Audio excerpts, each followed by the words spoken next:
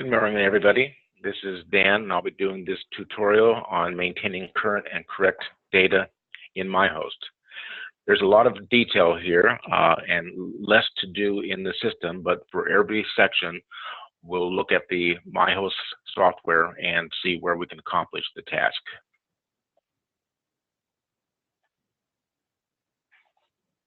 So the first thing we're going to cover is managing permission levels. Now you'll see to the right of that there's a feature number. That's the feature within the user's guide. I recommend you get a copy of that user's guide. It's under the help menu option, user's guide. The user's guide is changing as of today. Today there will be a new version out. It will be dated today, February 26th. So make sure that you see the February 26th date before you spend a lot of paper printing the user's guide. It'll be out sometime today. Then we're going to be talking about adding assistance for subscribers. That's feature 18. Then we'll go into managing sold and purchased properties. That can be either features 60 and 61, or it could be features 70 and 71. I'll explain that when we get to that section. And then we have adding users who don't own or vote in the community, feature 75. And we get to permanently deleting users. And the last section is managing ownership by trust and corporation, feature 73. And the new user's guide has some real particular information about item number 6. So let's get started. The first item was managing permission levels. Now I have here on the page the permission level chart in myHOAst. I want you to see that you have the user's name and you have permission level going across the way here. Now we're not going to cover everything here, but what's important is the admin, leader, and standard. And the user's guide has some detailed information about what each of these mean and what each can do. But what I'd like you to understand just the global high-level look. The admin can do just about anything. The leader can see everything and they can do a lot, but obviously not as much as the admin. And the standard user sees only public data, and that's your average user. So that's the concept here. You can see that James Bond is a leader. You can see John Adams is an admin, and these other three are all standard. Active just means that that everything is normal. They're all logging in, or they all have the ability to log in. Now, in this chart here, this again comes out of the user's guide. It says that these are the different items you can do. When I talk about feature 60, for instance, there's feature 60 right here. That's how to add an owner. And this tells you who can do that task. The subscriber, remember there's one subscriber per software package. The admin can do it, and the leader can do it. And you look down here for adding a voter or deleting a voter. It can be done by all three of these. Cannot be done by the standard user, all three of these. But down here, it says create a user, and there's no X under leader. That tells you that the leader cannot create a user. Now that's going to play a factor up here. If you're adding a voter and it's a brand new user, when you look up feature 70 in the user guide, it will tell you that the leader can add a voter if they currently exist, but a leader cannot add a voter if they're new, because a leader cannot, down here, create a user. So creating a user is not possible. This becomes very important. Now let's get to the software and see where we can find this. Okay, so permission levels are found under CM, edit permissions.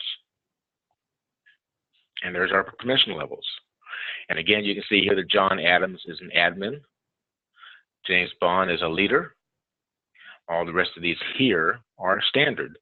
To change something, like to make Mary Bond a leader, you merely check this box, and now she's a leader. Very, very simple. Now, we recommend searching. I'm going to search for me, search for McCready. And I'm not listed there. Eileen's listed, but I am not. And why is that? It's because I am the subscriber. The subscriber will not be on your permission level chart. And that's because the subscriber cannot be touched. Subscriber cannot have permissions, cannot have any more permissions, and a subscriber cannot have their permissions reduced. But again, searching is a good way to find out, to find the person and see what sort of role or permission level they have. Eileen, any questions? There are no questions at the time. The other thing, though, that might be worth mentioning, Dan, is where people can find the user's guide.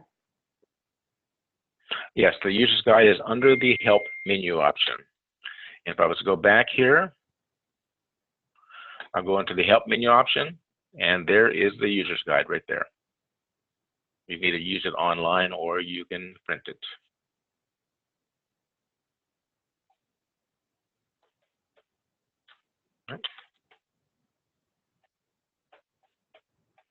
All right, let's do number 2. Number 2 was adding assistance for the subscriber. Now the subscriber, again, there's only one in each software setup. In each community, there's only one subscriber. And the subscriber is the only one that gets messages based upon the users making requests. Down here on our list of bullets here, a user might want help logging on, might want to change their name, might want to say they vote for another address too. They say maybe there's an error out in the system and another address is not listed, or they're listed to vote for an address and they don't think that that is proper. They don't own that anymore, or they want a different permission level. All of these requests, then the main one is the first one, help logging on. All of these requests result in an email being sent to the subscriber.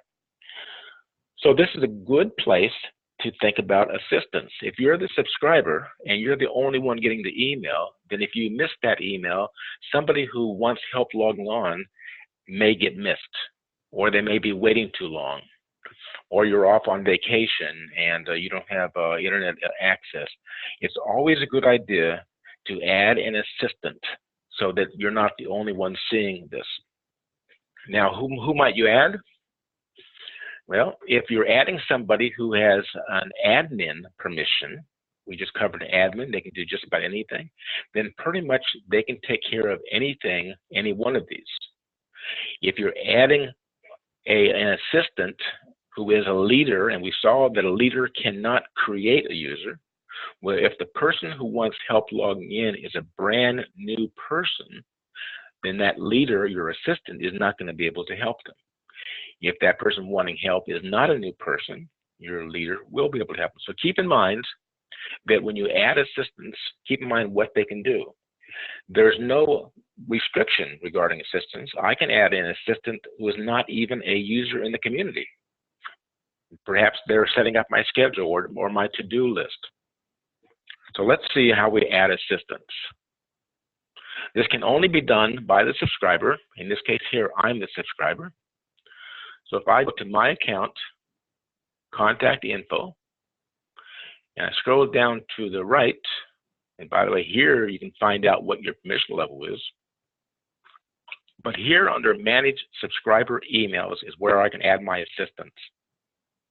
I click on that and I can see that the email that goes to me at Dan at HOAst, but I have already an assistant, and that's contact. Now I put that one in because I want these emails going to 2 different email accounts that I have access to. And that way, if I miss one, I'll perhaps see the other. But what if I wanted to put in another, maybe a board member or an assistant in my office? All I have to do is type in their email address.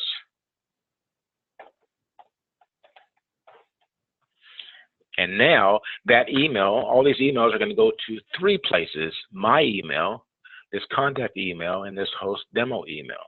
So the email is going to go to 3 locations. The limit here is you can have up to 48 assistants, more than I think you'll ever need.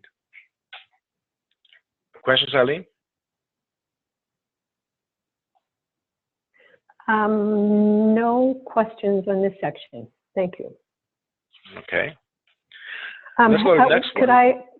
Danny, can I interrupt for 1 minute? I think Julie may have been able to reconnect. Julie, I'm going to unpause you. I'm going to unmute you, at which point if, oh no, I don't see you anymore. I think you're gone. Okay, no, there are no more questions. Oh, no, okay, hang on. Hang on. This is important. Julie, can you talk, please? Yep, I'm here. Okay, so from now on, people, if you would send your questions to Julie LaRue, we'd appreciate that. So look for Julie LaRue and send your questions to Julie. Thank you. Okay, Dan, thanks everyone. Sorry for the trouble. Okay, so item 3 is going to be managing sold and purchased properties. This is something that we expect is going to happen a lot. Property is bought and sold frequently. And when this happens, there are 2 tasks you need to do. One is delete the old owner and the old voter, and one is to add the new one. Now again, what if the new owner is new to the community?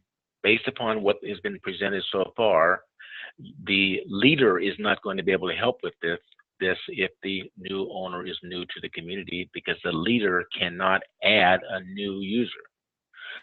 But if John Smith owns down the block and he buys another piece of property, the leader will be able to designate them as the owner or voter, because John Smith in that case is not new to the community. So your leader is going to be able to correct some of the errors, but not introduce a new person. So let's look at that.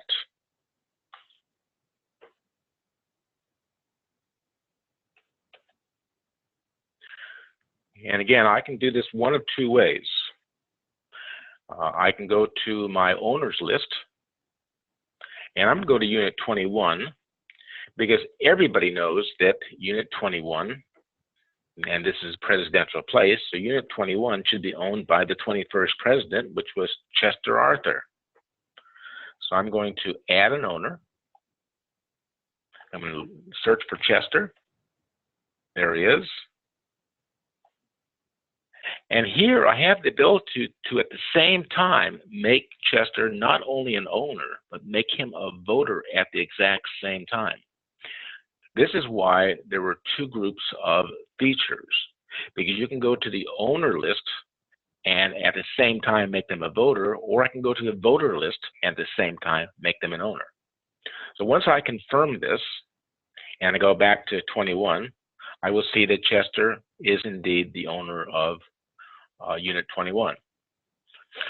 So again, the exact case here was saying that we've got property that has been sold. So let's say Chester sells this property. Then you just merely hit the red trash can, and Chester's no longer going to be an owner. And again, you're able to hit this button here and say he's not an owner and not a voter. I remove him, and Chester is now gone.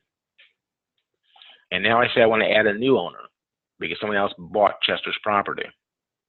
I select add an owner, and I can search for it. Let's say it was bought by Peter Pan. It was right here. I just check this and I'm done. But if it was bought by somebody who's not in here, I'm going to have to hit create a new user, something that the leader again cannot do. And then I'm going to say we have Patty Smith is the new purchaser, the new owner. And I'm going to look for an email here.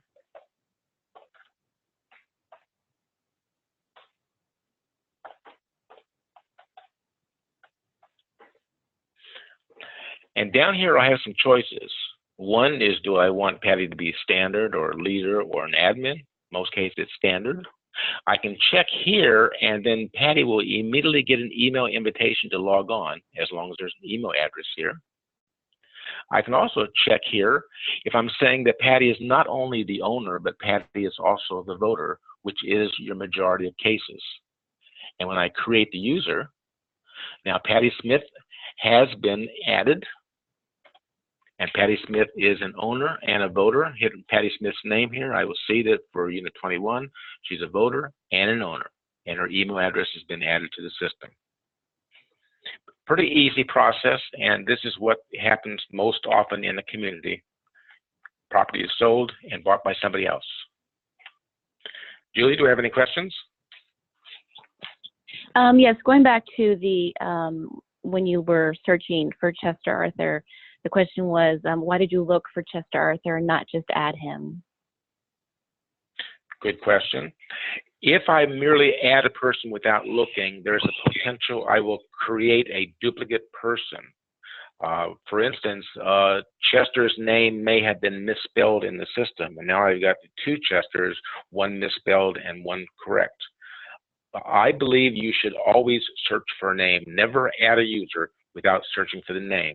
If you're going to add a user which you are certain is a brand new person in the community, I would still search because it may have been added by somebody else. Don't take a chance on creating a duplicate user or in creating a user that has a slight difference in their name, spelling of their name. If I'm going to add Bob Davis, I might find out that Robert Davis is in there, the same person. So that's why. That's just a secure thing. The system will prevent you from adding a complete duplicate, but I always believe in being safe. Okay, I have another one. Yes. So the user is saying that he is under the impression, or sorry, they are under the impression that HOAst will update the owners automatically if sold or new owners by connecting to Caliber. That's a good question. We have a version called our Pro version, P-R-O, our Pro version. And our Pro version will actually go into property management software and will update myHOAst based upon access to the property management software.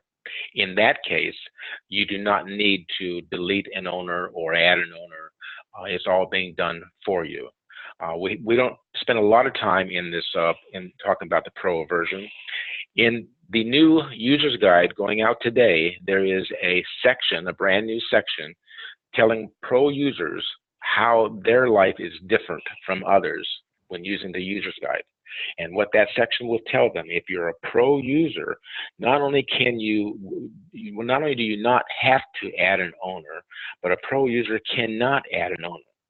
If there's an owner missing, you must change it in your property management software, and then HOAst will go into your property management software and get that information. So the Pro user is always consistent with their property management software, and a Pro user cannot update owners, email addresses, mailing addresses, phone numbers in HOAst. They must update it in their own property management software, and again, HOAst will then grab it. What Pro users have to still do is they have to maintain an accurate voting list, because most of the property management software do not differentiate between an owner and a voter. And in some sections coming up here, we're going to talk about how the voter could be different than the owner. Good question. I don't have any more questions at this time, but I would just like to say that we have a tutorial coming up for Pro users on March 20th, so check out our calendar. Thank you, Julie. Okay, let's go to section 4. Adding users who don't own or vote in the community. Why would somebody add a user who doesn't own, is not an owner, and is not a voter? Well, let me give you one clear example.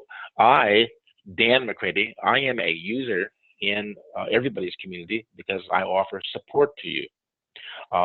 Julie, as a new account manager, is a user who does not own or vote in many communities because she helps them out and does health assessments in your community.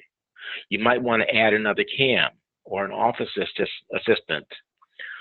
Some communities have board secretaries that are not members in the community. So in all these cases, you are allowed to add as many users as you want. We primarily are talking here about a voting software, but not all of our users are using myHOAst for voting only. In this case, they can add renters as users. So let's see how you do. How do you add a person, a user, who is not an owner and not a voter? because we did it here. We added an owner and said they're also a voter. And we could also go into the voter list and say they're a voter and also an owner. But if you go to CM, create new user, that's where you would create a user who is not being created as a voter, not being created as an owner, just merely somebody that you want to have access into the system for whatever reason you want. Any questions, Julie? No, not at this time. Okay. Okay, permanently deleting users. I don't know whether you recognize that or not, but when I took Chester and I deleted him as a voter, I deleted him as a voter and I deleted him as a owner. He was not deleted from the system. So permanently deleting a person from the system is a separate task. And that's because, as you see here, you cannot delete a user who owns property in the community. You can't delete a user who votes for community property, and you cannot delete a user who is the subscriber. This is a safeguard. I deleted Chester from Unit 21. Had I had the ability to delete him right off the system, and not knowingly he owned Unit 22, then we'd have a problem. So the system is going to make sure when you permanently delete somebody, it's going to make sure they don't own anything in the community, they don't vote for anything in the community, and of course that they're not a subscriber. And the key to you is that the users that can be deleted have a bright red trash can. So those are the ones that may be hanging around that you need to get rid of. Let's check it out. You go into your directory. Remember, not when I go to the owner list, if I hit the red trash can, I'm only deleting their ownership on that property. On the voter list, if I hit the trash can, John Adams will not be able to vote for this address. They are not being removed from the system. To remove them from the system permanently, you go to My Community Directory. And here is Arthur Chester, and Arthur Chester can indeed be deleted because he has a bright red trash can.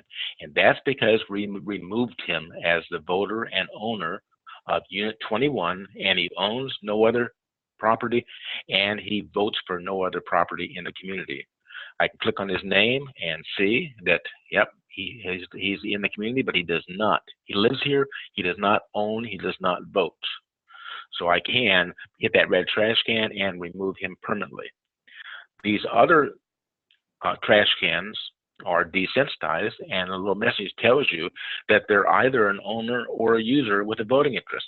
So these cannot be deleted. Now, if you wanted to delete, say, John Adams, then what you have to do is take away his voting privilege and take away his ownership privilege, and then he's able to be deleted. Click on John Adams here. It says he owns in Unit 1 and he votes for Unit 1. So I can go to Unit 1, delete him as an owner, delete him as a voter, and then when I come back here, John Adams' trash can here will be bright red. Now I can scroll down here and look for bright red trash cans. I see here there's this Goofy Dog. Click on that. Not even any information. Probably a mistake. So what I'm going to do here is I'm going to delete Goofy Dog. Hit the bright red trash can. Are you sure? I am sure. And Goofy Dog is now gone. And here there's also this Andrew Jackson, Tom Jones.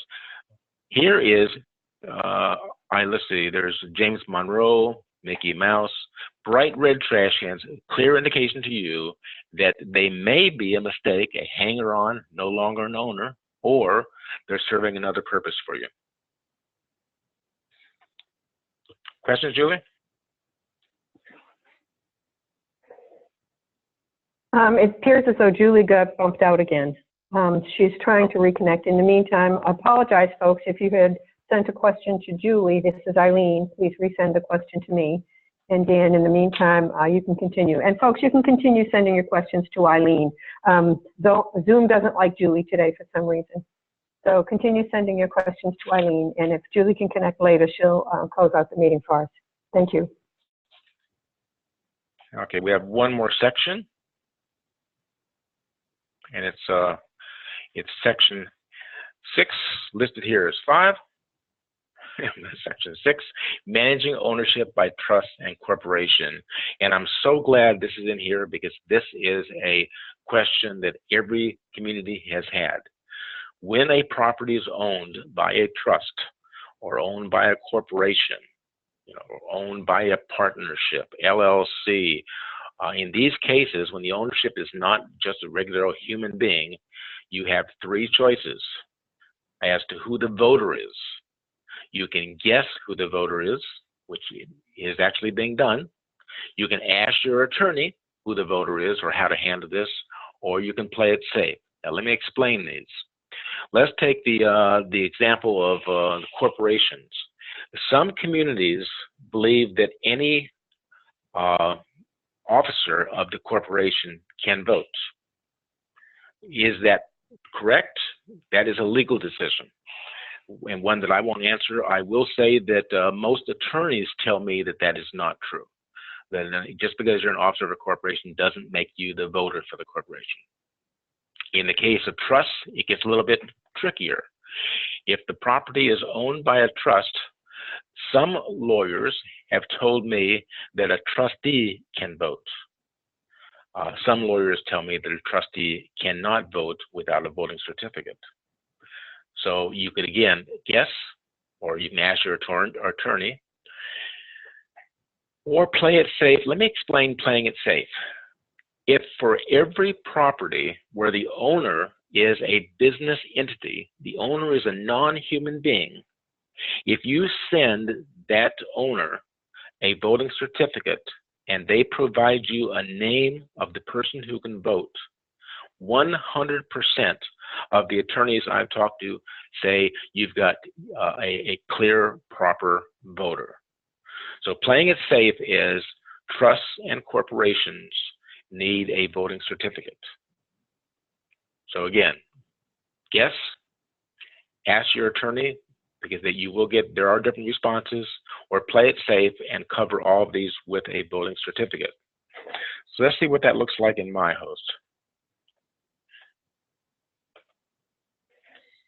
Let's go up here to the owner list, and let's look at Unit 24. Unit 24 is owned by Chase Bank. Now, most lawyers will say that Chase Bank cannot vote. Chase Bank does not have the fingers to hit the keys. Chase Bank can't walk into your annual meeting. So Chase Bank should not be a voter in most cases. Now, if I click on this, I'm going to see that for Unit 24, Chase Bank is indeed a voter and an owner. That can be a problem.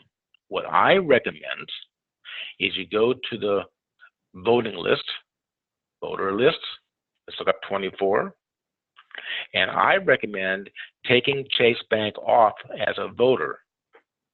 I'm going to hit the trash can here. I'm not going to click this button.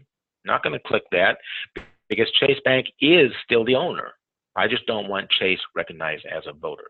I'm going to remove Chase as a voter. Go back into 24. And I'm looking, now I've sent Chase Bank a voting certificate. I want to know who the person is who can vote for Chase Bank.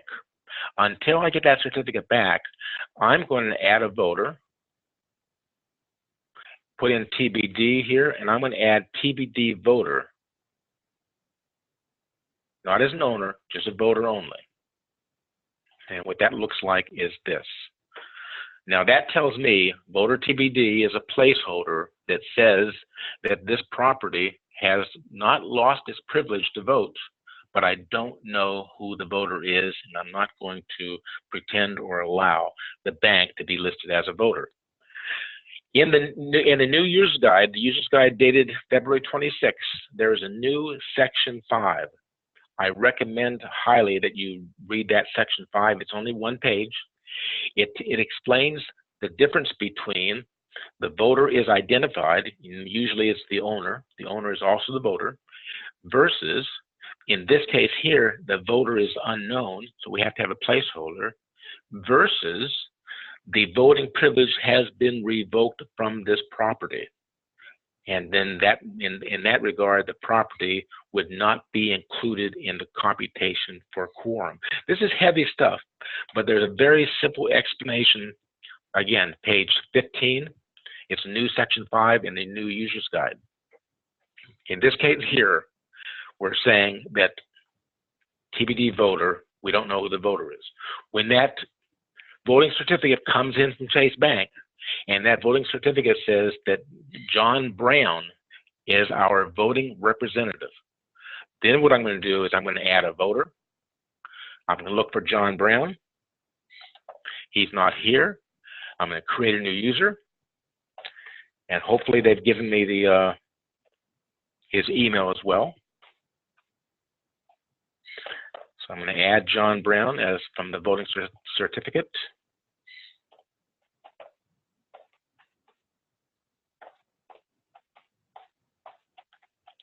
I'm going to make him a standard user. I'm going to say send him an invitation. He is not an owner. We know the owner is Chase Bank. John Brown is the voter for this property, not the owner. And I'm going to create the user.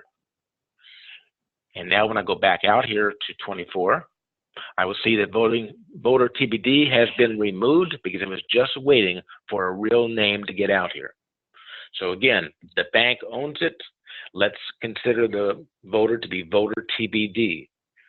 Send a voting certificate. When it comes back and they mention someone like John Brown, add John Brown as a voter only. That is what we call playing it safe. Julie, any questions? I'm playing Julie right now. This is Eileen. There is one question about an invitation to the meeting that's going to discuss the Pro product. And we'll talk about how you can get an invitation to that, or how you can actually proactively go in and register yourself for these upcoming classes. So we'll talk about that. Another comment is from Tom, who says, you can also look up a trust and so forth on county appraiser's site for the proper name to see if there's a proper name associated with that. So thanks for that input, Tom. Let's see. But one thing I need to say about that is I believe the county sites are telling you who owns the property, and that's good for keeping your owner list up to date. It does not help you for keeping the voter list up to date, because a trust clearly owns the address. We still have the same consternation regarding now who can vote for the address.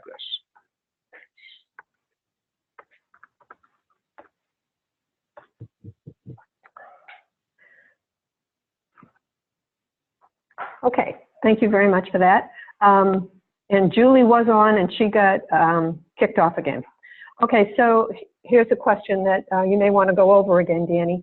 What is the proper way to enter a trust as an owner? Okay, let's go ahead and do that then.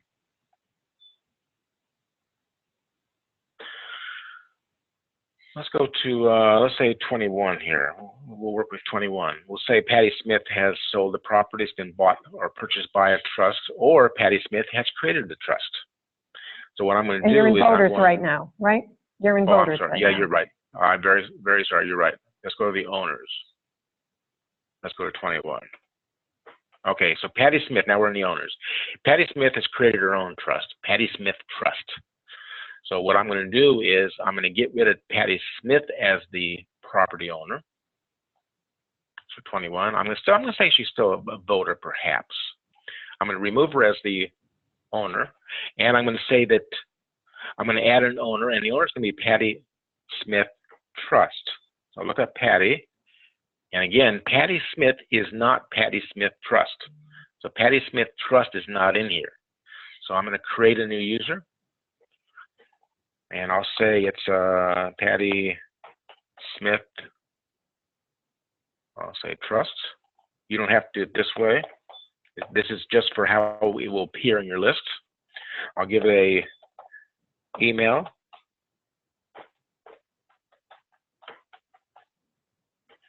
And now down here, do I want this user to be emailed invitation?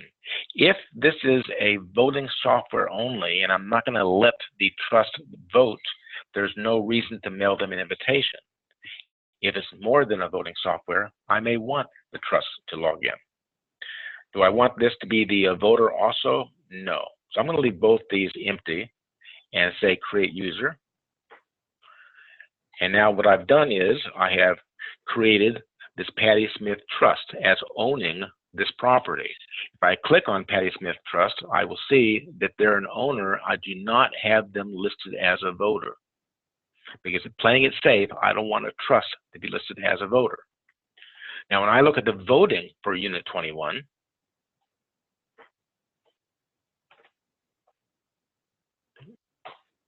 I will see that the voter is Patty Smith. Let me check on Patty Smith. It says here she's the voter of 21. She is not the owner. A fine difference between this, but the owner is the Patty Smith Trust. And presumably Patty Smith gave me a voting certificate that says for the Patty Smith Trust, the designated voter will be Patty Smith. That's almost always the case. And like I say, it's happened so frequently that some lawyers and some communities will just assume that's true. Again, playing it safe, fill out the sheet of paper. That's it for me.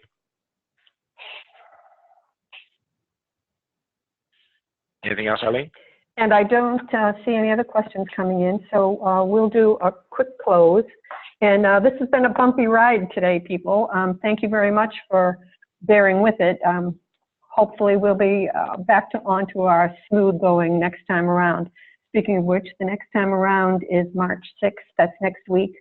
And the topic that you will find, if you look at that first link that's listed on the slide in front of you, HOAstinc.com, schedule of online tutorials, that will take you to the schedule of everything that's on our calendar to date. And March 6th, you'll see, is sending invitations and other messages in myHOAst.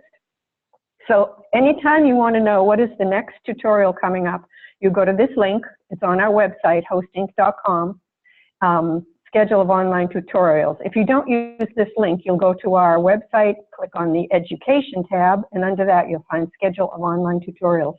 And that's how you can register for any of the tutorials that are coming up. We've got some scheduled now. We only do them short term. We've got some scheduled up through the first part of April, if I'm not mistaken. Now, this recording will be posted shortly after this meeting, or I should say within the next couple of days, at our website, HOAstinc.com. Online tutorials is the direct link. And again, you can go to our Education tab, and underneath that tab, you'll see our online tutorials, recordings of online tutorials. And we're still hungry to get your topic suggestions to us at contact@HOAstinc.com. We look forward to hearing from you about that so that these become very meaningful for you. As I mentioned before, we develop these tutorials based on your comments. And if there's something else you wanted to see, we'd like to hear about it. So we'd appreciate hearing that from you. Whoops, my sound went out too. Interesting day. Okay, so thank you very much, everyone, for joining. And if you have any questions, as always, you can get with Eileen at HOAstinc.com. That's EILEEN at HOAstinc.com. Julie at HOAstinc.com. Or DanInc.com. So I see some thank yous. So you're welcome, Mary. Welcome, Paul. We appreciate your joining. And let us know if we can help you going forward. And thank you again for your attention and for your patience with this bumpy road today. Take care, and bye-bye till next time.